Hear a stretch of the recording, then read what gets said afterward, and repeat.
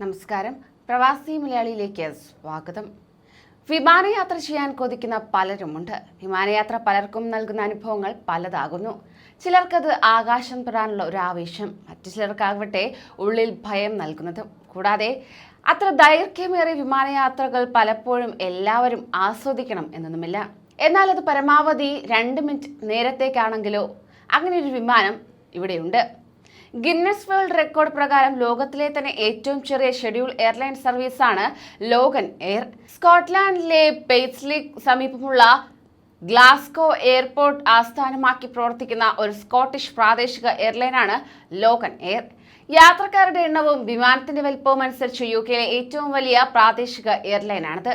Logan എയറിന്റെ LM711 എന്ന വിമാനമാണ് ലോകത്തെ ഏറ്റവും സമയദൈർഘ്യം കുറഞ്ഞ വിമാന സർവീസ് നടത്തുന്നത്.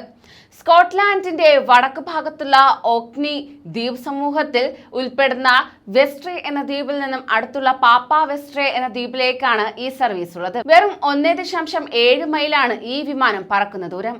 അനുകൂലമായ കാറ്റും കുറഞ്ഞ ലഗേജുമുള്ള ഒരു ദിവസം ഈ യാത്രയ്ക്ക് 53 സെക്കൻഡാണ് എടുക്കുന്ന സമയം. ദിവസേന 2-3 തവണ വിമാന സർവീസ് ഏർപ്പെടുത്തിയിട്ടുണ്ട്.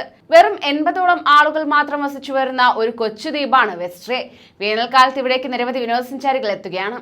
അവർ ഇവിടെ നിന്ന് വിമാനം കയറി പാപ്പ വെസ്ട്രേ ദ്വീപിലേക്ക് പോകുന്നു. മെയിൻലാൻഡ് എന്നറിയപ്പെടുന്നതും ദ്വീപ് സമൂഹത്തിന്റെ ഏറ്റവും വലിയ ദ്വീപായ ഓക്നിയുടെ തലസ്ഥാനവുമായ കിർക്ക്വാളിൽ നിന്ന് 15 മിനിറ്റോളം വിമാനയാത്ര ചെയ്താണ് വെസ്ട്രേയിലെത്തുന്നത്. പാപ്പ വെസ്ട്രേ ദ്വീപിന് സഞ്ചാരികൾക്കിടയിൽ പാപ്പെ എന്നും ഒരു വിളിപ്പേരുണ്ട്. സമ്പുഷ്ടമായ മണ്ണും ജൈവവൈവിധ്യവും നിറഞ്ഞ അതിസുന്ദരമായ ഒരു ദ്വീപാണിത്. ഓക്നി ദ്വീപുകളിലെ 9ാമത്തെ വലിയ ദ്വീപായ പാപ്പ വെസ്ട്രേക്ക് ഏകദേശം 918 ഹെക്ടർ വിസ്തൃതിയുണ്ട്. 100-ൽ താഴെ ആളുകൾ മാത്രമാണ് ഇവിടെ താമസിക്കുന്നത്. മനോഹരമായ കടൽത്തീരവും പ്രകൃതി സംരക്ഷണ കേന്ദ്രവും വിരുന്നെത്തുന്ന ദേശാടന പക്ഷികളുടെ കാഴ്ചയുമെല്ലാം ഈ ദ്വീപിലെ അനുഭവങ്ങളിൽപ്പെടുന്നു.